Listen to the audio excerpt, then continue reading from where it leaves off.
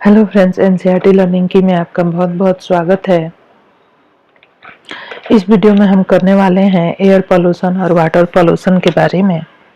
जो लोग भी जूनियर एडेड का एग्ज़ाम दे रहे हैं साइंस सब्जेक्ट से, उनका जो है कि 8, 9, 10th का साइंस का जो बुक है वो पूरी तरीके से एनसीईआरटी की जो बुक होती है वो पूरी तरीके से तैयार होनी चाहिए। तो हाँ, वैसे तो मैं क्लास 8 का साइंस का बुक पूरा करा रही हूँ और 9 और 10th का भी करा दूंगी जल्दी ही।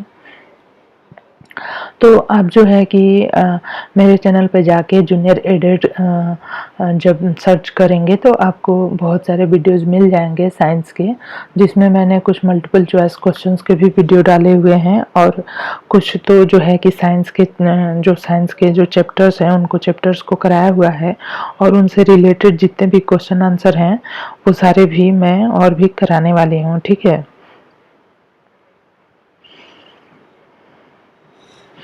तो यहाँ पे जो कि हम बात कर रहे हैं एयर पोल्यूशन की और उसके बाद हम बात करेंगे वाटर पोल्यूशन की।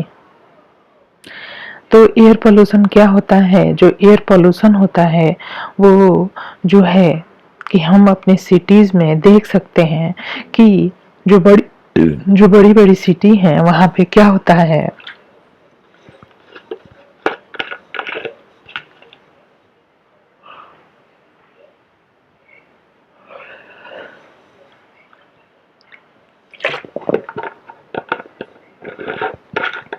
जो बड़ी बड़ी सिटीज हैं वहाँ पे क्या होता है कि हमेशा डस्ट जो है, आपको हवा में डस्ट और गंदी हवा दिख जाएगी। ये सारे जो एयर के पोल्यूशन के जो रिसोर्सेस हैं, मीन्स जो सोर्स है जहाँ से कि एयर को पोल्यूट करने वाले हवा निकलती है, वो सोर्सेस कौन कौन से हैं। तो इन सोर्सेस में आप देख सकते हैं कि मोटर बाइक्स जो होती हैं, जो ऑटोमोबाइल्स होती हैं, कार हो गया, ऑटो हो गया, बाइक हो गया, जितने भी ऑटोमोबाइल्स होते हैं जो कि डीजल पेट्रोल पे चलती हैं, वो सारे के सारे उनमें जो है कार्बन का जो कंबशन होता है वो कम्प्लीटली नहीं हो पाता है और इसलिए एयर में जो है कि बहुत सारे और उसमें बहुत सारे केमिकल भी होते हैं, तो वो सारे के सारे एयर में रिलीज होते हैं और फिर हमारे एयर को बहुत ही गंदा कर देते हैं। एयर पॉल्यूटेंट हम किन्हें कहते हैं? When air is contaminated by unwanted substances, आपको पता है कि हमारा जो एयर है, जो हमारा एटमॉस्फेयर है, जो एयर है हमारा, उसमें जो है 78% नाइट्रोजन है, 21% ऑक्सीजन है और बाकी जो है उसमें carbon dioxide, argon, methane, ozone और वाटर होते हैं। लेकिन क्या होता है आज के टाइम पे कि कार्बन डाइऑक्साइड और बाकी दूसरी गैसेस का मिक्सर हो जा रहा है हमारी हवा में और जिसको कि सांस में लेने से बहुत सारी टाइप की बीमारियां भी हो रही हैं। ठीक है, और ह्यूमन बीइंग के साथ साथ दूसरे एनिमल्स पे भी। तो इसलिए एयर पोल्यूशन इस तरह से होता है। How does air get polluted? तो ये मैंने आपको बता ही दिया कि एयर कैसे पोल्यूटेड होता है, कैसे जो एयर पोल्यूटेंट है, जो कि मान लीजिए कि ये भट्टा फैक्ट्री हो गए, स्मोक फ्रॉम ए फैक्ट्री, जितनी भी फैक्ट्रियां हैं, जितने भी उद्योग हैं, उनसे जो है धुआं जो है वो निकलता ही निकलता है। वॉल्केनिक इरप्शन होते हैं, कहीं पे आग लग जाती है। आज के टाइम पे तो आप देख रहे हैं जहां तहां हर जगह आग लग रही है। Pollutants are also added to the atmosphere by human activity. Human activity से बहुत सारे पॉल्यूटेंट एयर में मिक्स होते जाते हैं और ये जो होते हैं एयर पोल्यूशन के, ये जो सारे के सारे हैं क्या है, सोर्स हैं। ऑटोमोबाइल्स, एग्जॉस्ट हो गए, burning of firewood and the Dang cake. ठीक है, तो ये सारी चीज़ें हैं, सोर्स हैं एयर पोल्यूटेंट के और ये जो सारी चीज़ें हैं क्या काज करती हैं? रेस्पिरेटरी प्रॉब्लम काज करती हैं in the human being and the other living beings. तो यहाँ पे हम देख सकते हैं कि व्हीकल जो है वो सबसे high level of the pollutant produce करता है, like carbon monoxide, carbon dioxide, nitrogen के ऑक्साइड एंड द स्मोक्स। ठीक है, तो यहाँ पे ये सारी चीज़ें जो होती हैं ये हमारे लिए बहुत ही ज़्यादा हानिकारक होती हैं। कार्बन मोनोऑक्साइड तो जो होता है ये जो है produce from the complete burn of the fuel such as petrol and diesel. और यह जो है बहुत ही ज़्यादा पॉइजनस गैसेज हैं, और यह जो है ऑक्सीजन कैरिंग कैपेसिटी जो होती है हमारे ब्लड की, उसको भी बहुत ज़्यादा घटा देती हैं। और यहाँ पे जो है कुछ बच्चों का एग्जाम्पल लेके हमें समझाने की कोशिश की गई है कि बूझो और पहेली और बूझो जो है किस तरह से एटमॉस्फेयर में होने वाले जो पॉल्यूशन है उससे बहुत ज़्यादा चिंतित हो जाते हैं, और वो कैसे इस सारी चीज़ों को दूर करने की कोशिश करते हैं। This is smoke which is made up of smoke and the fog. Smoke और स्मोक में डिफरेंस होता है। जो स्मोक होता है वो स्मोक और फॉग से मिल के बना होता है। और यहाँ पे बच्चों आपको बताया जा रहा है, फ्रेंड्स आपको यहाँ पे ये बताया जा रहा है कि बहुत सारी जो इंडस्ट्री है वो रिस्पॉन्सिबल है एयर पॉल्यूशन के लिए। पेट्रोलियम की रिफाइनरी है, मेजर सोर्स ऑफ गैसेस हैं pollutant like the sulphur dioxide and nitrogen dioxide. Sulphur dioxide, nitrogen dioxide, इन सारे की जो सोर्सेस हैं इंडस्ट्रीज हैं। Sulphur dioxide is produced from the combustion of fuel like the coal in the power plant. बहुत सारी जगहों पे इंडस्ट्री में जो है पावर प्लांट्स को चलाने के लिए कोल को बर्न किया जाता है, और जिसमें कि सल्फर डाइऑक्साइड और नाइट्रोजन के ऑक्साइड निकलते हैं। और ये जो है हमारे अंदर बहुत सारे टाइप की रेस्पिरेटरी प्रॉब्लम काज करते हैं, इंक्लूडिंग परमानेंट लंग डैमेज, ये सारी चीज़ें हो सकती हैं। Other kind of pollutant are the chlorofluorocarbon. जो दूसरे तरह के पॉल्यूटेंट हैं जो हमें पढ़ने हैं वो है chlorofluorocarbon which are used in refrigerator, air conditioner और एरोसॉल स्प्रे में क्लोरोफ्लोरोकार्बन जो होते हैं डैमेज करते हैं ओजोन लेयर ऑफ एटमॉस्फेयर। आपको पता ही है कि जो हमारी ओजोन लेयर है हमारे एटमॉस्फेयर में, वो हमें अल्ट्रावायलेट रेज के हार्मफुल इफेक्ट से हमें बचाती है, और सन की जो अल्ट्रावायलेट रेज निकलती है उससे हमें बचाती है। लेकिन क्लोरोफ्लोरोकार्बन की वजह से ओजोन लेयर में कहीं कहीं पे होल हो गए हैं, और जिससे कि अल्ट्रावायलेट रेज जो है धरती पे आ रही है, और यह जो है हमें बहुत ही ज़्यादा नुकसान पहुंचाती है। यहाँ तक यह जो है कि कैंसर भी काज कर सकती है। In addition to above mentioned gases, automobiles which burn diesel, petrol also produced any particles which remain suspended in air for long period. They reduce visibility when inhaled. They cause diseases such as the particles are also produced during the industrial process like the steel making and mining. Power plant give out ये सारी चीज़ें हैं, power plant से छोटे छोटे dust particle निकलते हैं। अब देखिए यहाँ पे हम एक केस स्टडी कर रहे हैं, वो है ताजमहल पे, कि पास्ट मीन्स की 10 to 20 ईयर्स बैक जो है इंडिया का सबसे फेमस जो टूरिस्ट प्लेस था वो ताजमहल था। और अभी जो है जो कि आगरा में है, और अभी जो है कि पॉल्यूशन की वजह से उसकी खूबसूरती और उसका कलर सारा ही बहुत ही ज़्यादा ख़राब हो गया है। और इसकी वजह है इंडस्ट्री जो कि लोकेटेड है, industry that located in that area. ठीक है, इस एरिया में जो इंडस्ट्री लोकेटेड है वो कौन कौन सी है। आगरा के आसपास जो इंडस्ट्री है वो है rubber processing, automobile, chemicals and specially the Mathura oil refinery have been responsible for the producing pollutant like the sulphur dioxide and nitrogen oxide.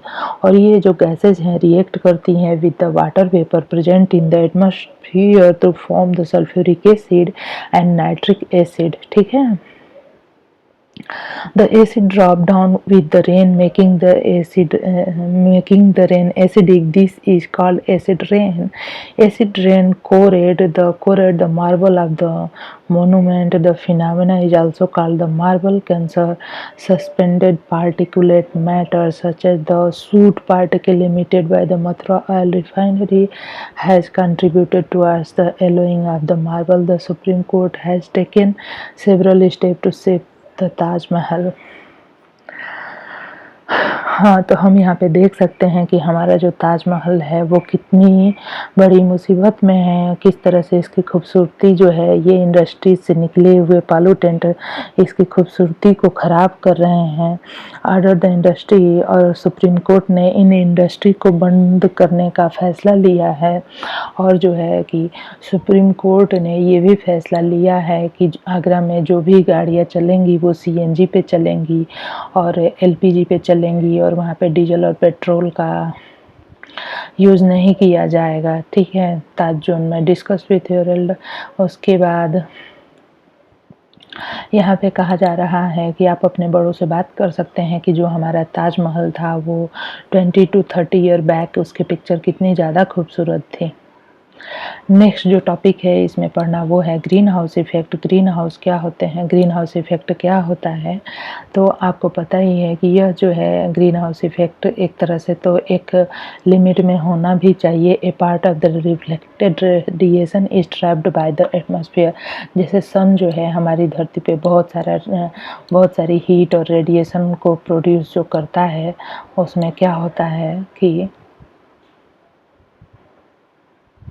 तो ये जो रेडिएशन है ये हमारे एटमॉस्फेयर के द्वारा ट्रैप कर ली जाती है। Trapped radiation further warm the earth, यह जो है हमारे अर्थ को गर्म कर देती है। If you have scene A green house in the nurse, जैसे कि आपने बहुत सारी जगहों पे देखा होगा कि ग्रीन हाउस बनाए रहते हैं नर्सरी जिनमें कि नर्सरीज को ग्रो किया जाता है। तो वो बहुत सारे जो है क्या करती है कि बहुत सारे जो लाइट है रेडिएशन है उसको कैप्चर कर लेते हैं और उसको बाहर नहीं जाने देती है। ठीक इसी तरह से है trapped heat warm the green house. ठीक इसी तरह से हमारे अर्थ के चारों तरफ जो कार्बन डाइऑक्साइड की एक लेयर है, जब वो ज़रूरत से ज़्यादा मोटी हो जाती है तो वो जो है हीट को अपने अंदर ट्रैप कर लेती है और फिर हमारे अर्थ के एटमॉस्फेयर में बहुत ही ज़्यादा हीट हो जाता है, गर्मी हो जाती है। This is why it is called the green house effect.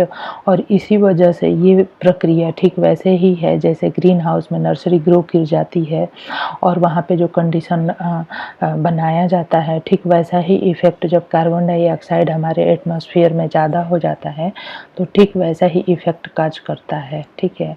इसलिए इसे ग्रीन हाउस गैसेस कहते हैं। तो CO2 जो है वो बहुत ही ज़्यादा continuously being released because of human activity. Means कि ह्यूमन की जितनी एक्टिविटीज़ हैं वो बहुत ही गंदी हैं, जो कि बहुत ही ज़्यादा मात्रा में CO2 को रिलीज कर रही हैं। और plant utilise CO2 from the atmosphere. Means कि जो प्लांट है वो एटमॉस्फेयर से CO2 को लेके अपने लिए भोजन बनाते हैं और जो कि दिन पर दिन घटता जा रहा है क्योंकि प्लांट्स और फॉरेस्ट को काटा जा रहा है, डिफॉरेस्टेशन हो रहा है। तो एटमॉस्फेयर में जो CO2 है जो कि प्लांट्स के द्वारा ट्रैप कर ली जाती है, जो कि नहीं हो रहा है, तो इसका जो है बैड इफ़ेक्ट हमें एक ना एक दिन देखना ही पड़ेगा। इसे ग्रीन हाउस इफ़ेक्ट या फिर ग्लोबल वार्मिंग भी कहते हैं। ग्लोबल वार्मिंग क्या है, यह जो है हमारे लिए एक सीरियस थ्रेट है। Global warming can cause sea level to rise dramatically in many places. Coastal areas have already been flooded. Global warming could result in wide-ranging effect on the rainfall pattern, agriculture, forest, plant, and animals. Majority of people living in the region which are threatened by the global warming are in Asia. A recent climate change report gives us only a limited time to keep the greenhouse gases at the present level. Means कि इस तरह से हम देख रहे हैं कि green house gases जो हैं किस तरह से ग्लोबल वार्मिंग की प्रक्रिया में पार्ट निभाती हैं। इसलिए अगर ये ऐसे ही CO2 की मात्रा ऐसे ही बढ़ती रही तो हमारे जो ग्लेशियर्स हैं, जो गंगोत्री का ग्लेशियर है इन द हिमालय है जो स्टार्टेड मेल्टिंग और यह ऑलरेडी जो हिमालय में गंगोत्री ग्लेशियर है वो पिघलना शुरू हो गया है। व्हाट कैन बी डन, इन सारे थ्रेट से बचने के लिए हमें क्या करना चाहिए। हमें जो पब्लिक ट्रांसपोर्ट है जिनमें डीजल और पेट्रोल यूज होता है उस पर रोक लगानी चाहिए और जो है हमें बहुत ही ज़्यादा प्लांटेशन के कार्यक्रम शुरू करने चाहिए और हमें खुद भी इसके लिए आगे आना होगा। हर एक बच्चे को, हर एक लोगों को, हर एक पर्सन को आगे आना होगा, ठीक है। तभी जाके हम ग्रीन हाउस गैसेस को घटा सकते हैं, ग्लोबल वार्मिंग को रोक सकते हैं और अपने अर्थ को बचा सकते हैं। नेक्स्ट जो है वो है हमारे एयर पोल्यूशन के बाद हमारा है water pollution. Whenever harmful substances such as the sewage, जब जो है कि हम इंडस्ट्री में जितनी भी हमारे इंडस्ट्री में जितनी भी जो है कि ख़राब वस्तुएं प्रोड्यूस होती हैं, जैसे सीवेज, टॉक्सिक केमिकल, सिल्ट, ये सारे के सारे हमारे वाटर बॉडी में जाके मिल जाते हैं, तब ये वाटर पोल्यूशन पॉल्यूटेंट का कार्य करते हैं। और यहाँ पे हम देख रहे हैं how does water get polluted, कि किस तरह से हमारा वाटर जो है पॉल्यूटेड हो जाता है। तो यहाँ पे हम देख सकते हैं कि ये गंगा रिवर है और ये गंगोत्री ग्लेशियर है, यहाँ से गोमुख है, यहाँ से किस तरह से ये वाटर आता है और आके बांग्लादेश में मिल जाता है। तो यहाँ पे क्या हो रहा है कि जैसे ही यह जो रिवर्स हैं हमारी, वो हिमालय से नीचे आना शुरू होती हैं और डिफरेंट सिटीज़ से होकर गुजरती हैं, वैसे वैसे जो है कि हर सिटी में इनमें जो है गंदगी को थ्रो किया जाता है, रीच द स्टेज बिकॉज, और इससे क्या होता है, थ्रू विच ये ऐसा क्यों हुआ है, ऐसा क्यों हुआ है। तो इसके लिए हम समझ सकते हैं कि, तो इसको हम ऐसे समझ सकते हैं कि जितना भी गार्बेज होता है, qualities of garbage, untreated sewage, dead bodies and many other harmful things, हम जो है इसमें फेंकते जाते हैं और इसलिए हमारी जो वाटर बॉडी है बहुत ज़्यादा ही गंदी हो गई है। यहाँ पे गंगा को क्लीन करने के लिए एक प्लान चलाया गया था, Ganga action plan was launched in 1985 में एक प्लान चलाया गया। It aim to reduce the pollution level in the river, however the increase pollution and the industrialization have already damaged the mighty river beyond repair। Means कि हमारी जो गंगा नदी है वो बहुत ही ज़्यादा पोल्यूटेड हो चुकी है। Situation, the Ganga at the Kanpur in Uttar Pradesh has one of the most polluted stretch of the river. और यहाँ पे देखा जाए तो गंगा नदी जो सबसे ज़्यादा गंदी हुई है वो है कानपुर में, जो उत्तर प्रदेश के कानपुर में जो गंगा रिवर है वो बहुत ही ज़्यादा पोल्यूटेड हो गई है। Kanpur is one of the most populated town in UP, pull can bathing washing cloth, means कि इसमें बहुत सारी ऐसी एक्टिविटी की जाती है जो कि इसमें नहीं करना चाहिए बेस्ड ऑन द। तो यहाँ पे हम देखेंगे कि किस तरह से हम इन सारी एक्टिविटीज़ को रोक सकते हैं। यहाँ पे हम देख रहे हैं कि दिस इंडस्ट्रीज केमिकल, जो केमिकल कंटामिनेटेड वाटर होता है उसको भी हम उसमें डाल देते हैं गंगा नदी में, और इसमें लेड और फ्लोराइड्स होते हैं which leads to toxicity in plants and animal. There are the regulation to prevent this industries of. तो यहाँ पे बहुत सारे जो पेस्टिसाइड विडिसाइड ये सारी चीज़ें क्रॉप में यूज होती हैं, फिर बारिश होती है और पानी से ये थ्रो होके पूरी तरह से घुल के उसमें फिर से जाके गंगा नदी में मिल जाती हैं। ये सारी चीज़ें जो है गंगा नदी को कितना गंदा कर चुकी हैं आप देख सकते हैं। तो हमें जो है मीन्स कि हम यहाँ पे समझ ही गए हैं और देख चुके होंगे आप भी कि हमारी जो रिवर्स हैं, जो वाटर बॉडीज हैं, कितने हद तक गंदी हो गई हैं। तो हम जो है इस वाटर बॉडीज़ को कैसे क्लीन कर सकते हैं। You have seen how various physical and the chemical process treatment plant help to clean the water before discharging it into the water body. इसके लिए हमें क्या क्या करना होगा, ये हमें ही करना होगा। इसके बारे में आप देख सकते हैं।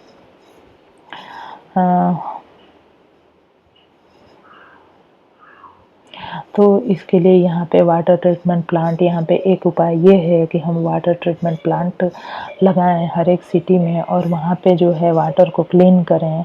और उसके बाद और क्या हो सकता है, और वाटर को ट्रीट करने के लिए डिफरेंट टाइप ऑफ तो केमिकल्स को भी यूज किया जाता है। और जो भी वाटर हम रिलीज करते हैं नदी में, पहले उसका वाटर ट्रीटमेंट होना चाहिए, उसके बाद ही हमें जो है उस वाटर को नदियों में छोड़ना चाहिए, जिससे कि वो नदी ज़्यादा गंदी नहीं होगी। तो फ्रेंड्स, ये जो था हमारा वीडियो आपको पसंद आए तो ज़रूर से मेरे चैनल को सब्सक्राइब कर लीजिए और लाइक करिए और शेयर करिए और बेल आइकन को प्रेस करना बिल्कुल नहीं भूलिए। हमने इस चैप्टर में ये देखा कि कैसे जो है कि कैसे हमने इस चैप्टर में ये देखा कि कैसे किस तरह से हमारे एयर और वाटर का पोल्यूशन हो रहा है और इसका कितना बैड इफेक्ट हमें झेलना पड़ता है और इसे कैसे रिड्यूस किया जा सकता है। इसके क्वेश्चन आंसर मैं आपको नेक्स्ट वीडियो में करा दूंगी इसके क्वेश्चन आंसर। जो भी जूनियर एडिट की तैयारी कर रहे हैं जो लोग भी, उनके लिए ये समझना बहुत ही ज़रूरी है। ग्रीन हाउस इफेक्ट क्या होता है, ग्लोबल वार्मिंग क्या होता है, ये सारे से क्वेश्चन पूछे जाते हैं। तो आप इसको डिटेल में समझे रहेंगे तो आपको बहुत ही आसानी होगी। धन्यवाद।